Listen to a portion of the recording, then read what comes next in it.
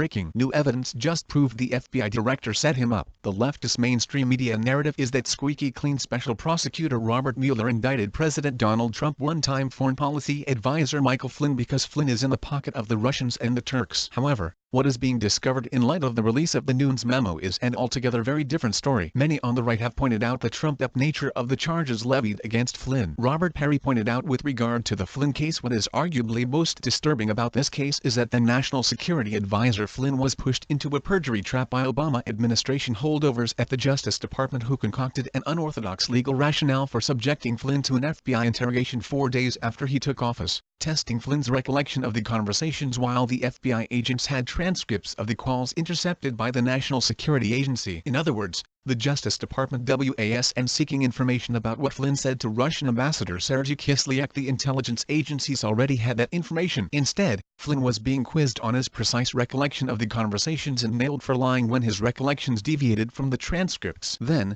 just 4 days into the Trump presidency, an Obama holdover, then Acting Attorney General Sally Yates, primed the Flynn perjury trap by coming up with a novel legal theory that Flynn, although the National Security Advisor designate at the time of his late December phone calls with Kislyak, was violating the 1799 Logan Act, which prohibits private citizens from interfering with U.S. foreign policy. The Logan Act, however, was never intended to apply to incoming officials in the transition period, and in the past 218 years, has resulted in no successful prosecution. Yates then performed mental gymnastics based on her Logan Act theory to assert that Flynn deviation from the transcript of the intercepts meant he might be vulnerable to Russian blackmail. Meanwhile, memos have been discovered that show this may have been a witch hunt from the beginning, and Flynn may have been targeted by disgraced former Deputy FBI Director Andrew McCabe due to Flynn intervention in an agent sexual discrimination case against McCabe and other top officials. This is according to documents and interviews uncovered by Circa News. It certainly explains why Flynn was targeted for takedown in a fictional Russian collusion investigation after the retired Army general roiled the Bureau leadership by intervening on behalf of a decorated counterterrorism agent. Flynn intervention in the EEOC Equal Employment Opportunity Commission case on behalf of Supervisory Special Agent Robin Gritz was highly unusual in and of itself. His intervention included a letter in 2014 on his official Pentagon stationery,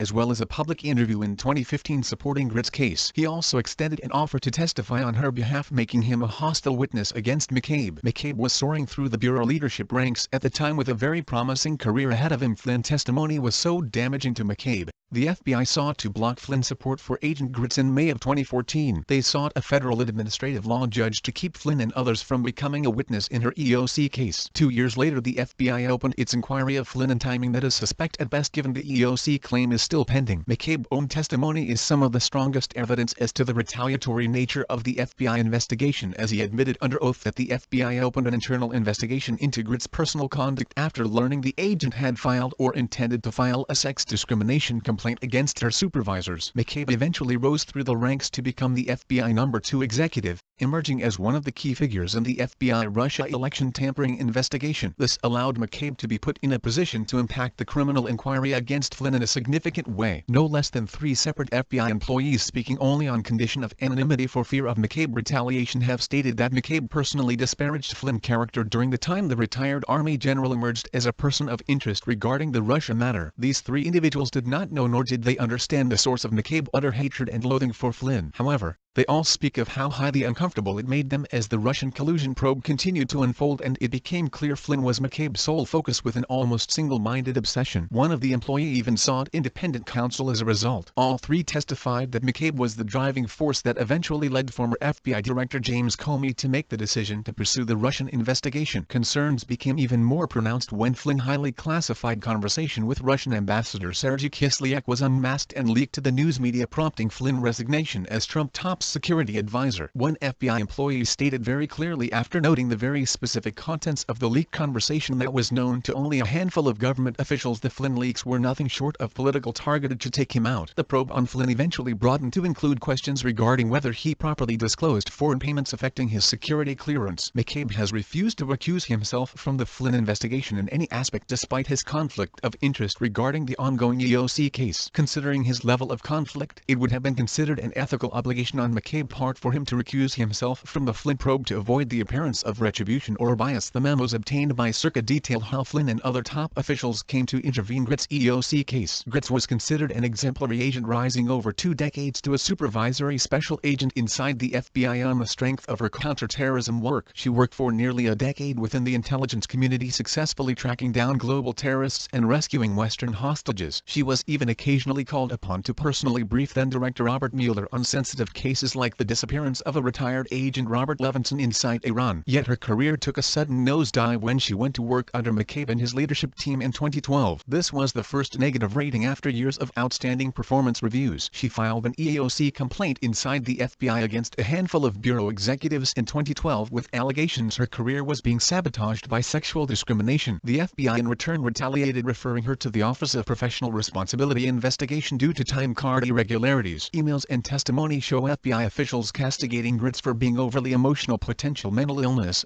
sending inappropriate emails. The FBI investigated itself and concluded there was no discrimination based on Gritz' referral to the OPR investigation regarding her time card before she ever filed her EEOC complaint. However, McCabe's sworn testimony gives evidence in support of Gritz' claim of retaliation and discrimination. McCabe speaks of a June 19, 2012 conversation where he authorized the investigation of Gritz after one of his deputies told him Gritz was about to file the EEOC complaint. McCabe testimony reads, "I first learned of the issues that led to Ms. Gritz' current OPR investigation during a telephone call with Deputy Assistant Director DAD Jennifer Lay on June 19, 2012. I recalled that during the course of our conversation DAD Lay mentioned to me that Ms. Gritz had filed or intended to file an EEOC complaint against her immediate supervisor. The investigation was initiated by the FBI the very next day against Gritz. Her formal EEOC complaint followed a few weeks later. Gritz chose to resign from the FBI in 2013, with her case becoming the poster child for a national public radio story on the FBI allegedly hostile environment for women agents in 2015. According to Circa, in 2014, Gritz amended her EEOC complaint to specifically name McCabe,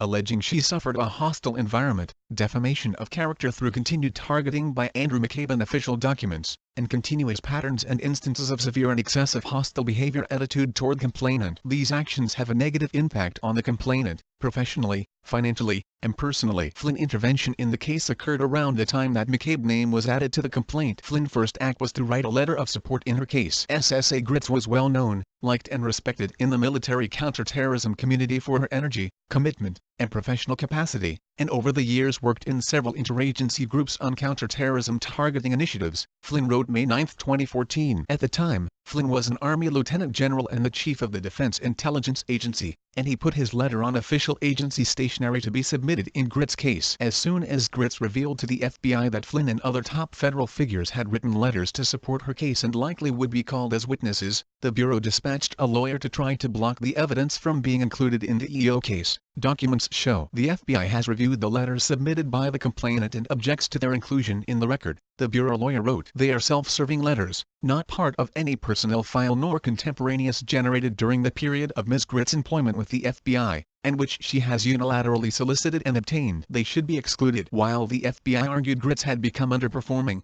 tardy to work, insubordinate, possibly mentally ill or emotional and deserving of a poor performance review, Flynn argued just the opposite, saying he saw the agent excel while working with the DIA and other intelligence community agencies. Her work consistently made a positive difference, Flynn wrote. Her tenacity and personal commitment consistently produced outstanding results in the most challenging environments. Flynn went further, offering an interview in 2015 with NPR in which he called Gritz one of the bright lights and shining stars in the intelligence community who just kinda got it when it came to the kind of enemy that we were facing and the relationship that was necessary between law enforcement and the military. Flynn was and alone among top officials who came to Gritz' defense in her battle against the FBI. SSA Gritz was without question the most energetic, most consistently engaged and prepared and single most effective member of this interagency group, wrote Navy Rear Admiral B.L. Lossie, who served both Presidents George W. Bush and Barack Obama as the White House National Security Council Director for Combating Terrorism. Lossie offered a most poignant endorsement of the female agent. "If I were taken hostage, I would hope that above all others SSA Robin Gritz were assigned the task to track and recover me, he wrote. Senate Judiciary Committee Chairman Charles Grassley also afforded Grits support, asking federal authorities to investigate whether her case was emblematic of a hostile workplace for women inside the FBI. In a brief interview this weekend, Grits said she was mortified to think that her request to Flynn to help with her EEOC case in any way affected his relationship with the FBI or his current status as someone under investigation in the Russia case. Flynn was the first leader to defend me, said Grits. He forwarded a letter to the FBI and I personally think that Comey did not receive it. McCabe knew Flynn and I were friends. I felt that from the beginning it was an issue,